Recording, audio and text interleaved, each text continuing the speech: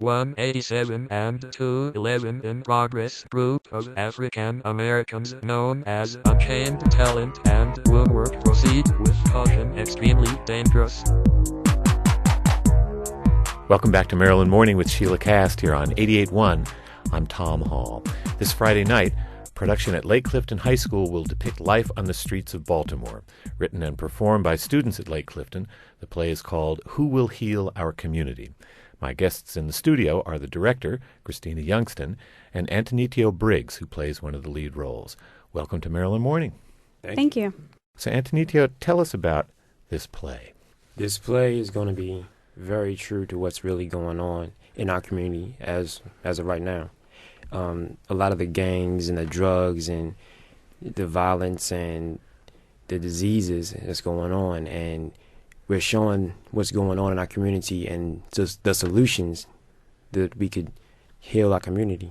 And you act in the play, right? Yes. But you also were one of the writers of the play, is that correct? Yes. How'd you go about writing the play with a group of people writing this play? How did that work? Well, it was just a group of us coming together and just saying, you know what, we should write what's going on in the neighborhood. And really, it's like the best thing to do is like go from what your experiences are, write down your experience. We had a community forum, and so it was a lot of ideas there that we worked from as well.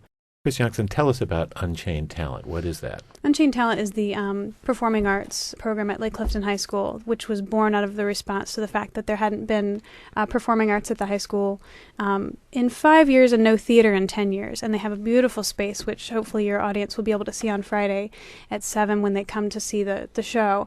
1,100 seats in the auditorium, and it had been really unused for theater for 10 years. Basically, my whole goal is to stay out of the students' way and to ask them what they would like to do, what they would like to perform, what they want to be on their stage and what they want heard, and then I follow their lead.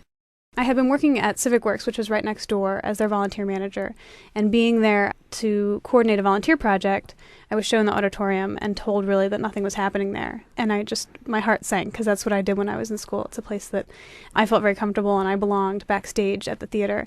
And the fact that there were generations of students graduating out of the high school that didn't have the same opportunities I had, you know, here in America in our public schools, I thought was ridiculous. And so I started volunteering, and then a year later I applied to the Open Society Institute for their Baltimore Community Fellowships.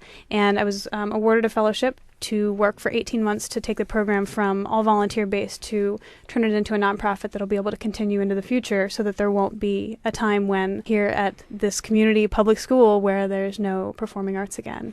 That's Chris Youngston. She is the director of the Unchained Talent program at Lake Clifton High School. You're listening to Maryland Morning with Sheila Kast. I'm Tom Hall here on 88.1 WYPR. My other guest in the studio is Antonitio Briggs, who is a student and a writer and performer in the play that will take place this weekend. Now, Antonitio, had you had any acting experience prior to getting involved with Unchained Talent? No, not really.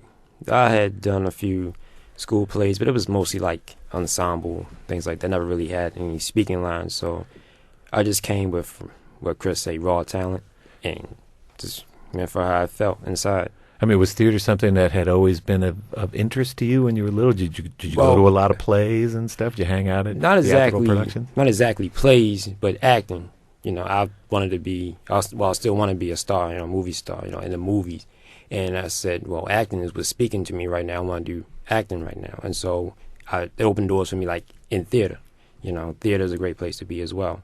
You know, and it's a lot of a challenge, because the lights are on, you're right there in front of thousands of people you don't know, and just got to roll with it. You wouldn't believe who Tony was over 2 years ago. Very shy, very quiet, very reserved. And here he is, the public relations manager, director of our student management team, sitting on the radio, speaking with you today, and getting on the stage and just letting it go. And you've, in fact, brought an example of a little section of the play. Yes. Can you do that for us? Set it up for us. What role do you play, and where does this particular monologue take place in the production? This monologue takes place at a facility meeting in the play. A very heavy situation occurred, and this is a poem expressing what's going on in our neighborhood and our community. And your character is who in this play? Trey. Tell us a little bit about Trey. Trey is a young drug dealer in this community, and he's pretty much like the problem of the community, and he's just keeping the problems going. He's keeping the junkies around or whatever. He's keeping all kind of confusion going on, and he's not really aware of the problems that's going on in this community, that he's contributing to it. And Trey is a very headstrong type of person. His cousin Rob is trying to tell him that this is not the way to go, and he's not listening. All right, so here's an excerpt from Who Will Hear Our Community, the new play being produced this weekend by Unchained Talent and Mr. Antonitio Briggs. Destroy it all. All the dilapidated buildings, all the wrecked cars, all the drugs, all the diseases, all the gangs and the gangbangers, all the lies and the gossip. Knock it all down. Start over. Rebuild. Rebuild homes and schools. Rebuild families and friendships. Rebuild so there's new Mercedes and Benzes instead of broken down hoopties. And if I could, oh, you bet I would. Rebuild people. Rebuild. The local junkie, the stripper at the club, and the prostitute on the corner. The pregnant girl with no hope. I rebuild the motherless child and the sick grandma. Make them new and well. Better than before. If I could, you bet I would. Antonitio Briggs, a student at Lake Clifton High School. That's an excerpt from Who Will Hear Our Community. You're listening to Maryland Morning with Sheila Kast. I'm Tom Hall here on 88.1 WYPR. Now, Chris Youngston, that was wonderful, first of all, Antonitio. Thank you so much for sharing that with us. Why do you think theater is such a viable and such a helpful vehicle for students to give expression to the experiences of their lives?